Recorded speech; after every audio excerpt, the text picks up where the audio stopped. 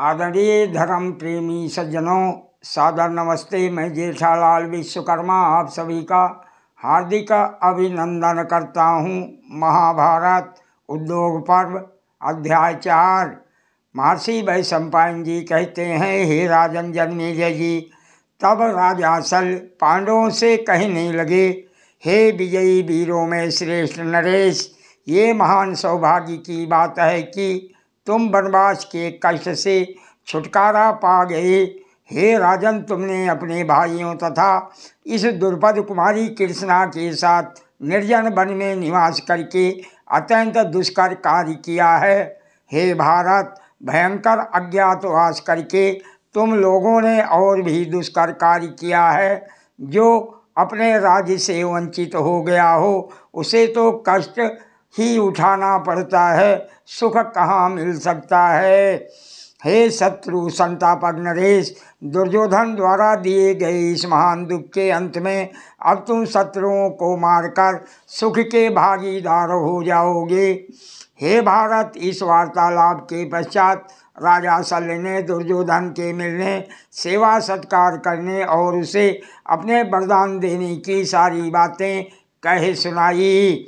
राजा युधिष्ठिर बोले, हे वीर महाराज जी, आपने प्रसन्नचित्त होकर दुर्योधन को उसकी सहायता करने का जो वचन दिया है वो अच्छा ही किया। हे पृथ्वीपते, आपका कल्याण हो। मैं आपके द्वारा अपना भी एक कार्य कराना चाहता हूँ। हे साधु शिरोमणे, वो न करने योग्य होने पर भी आपको अवश्य करना चाहिए। हे निरपत शिरोमणे, आप पृथ्वी पर युद्ध में सारथ्य कर्म में जोगीराज श्री कृष्ण जी के समान माने गए हैं।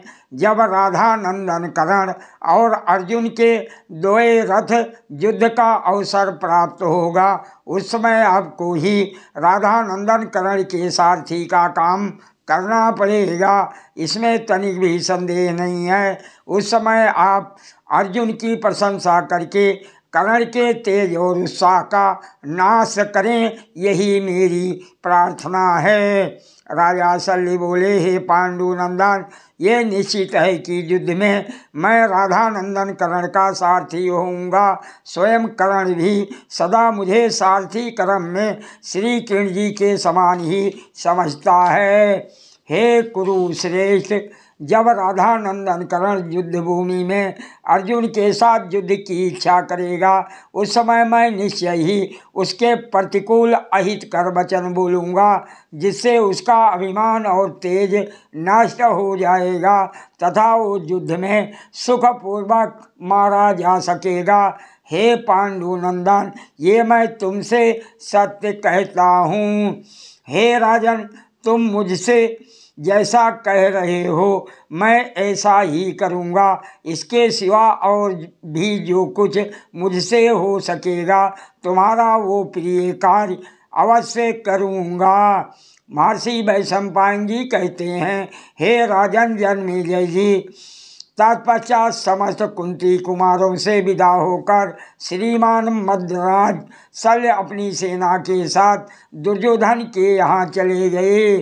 सादर प्रणाम। जय श्री कृष्ण।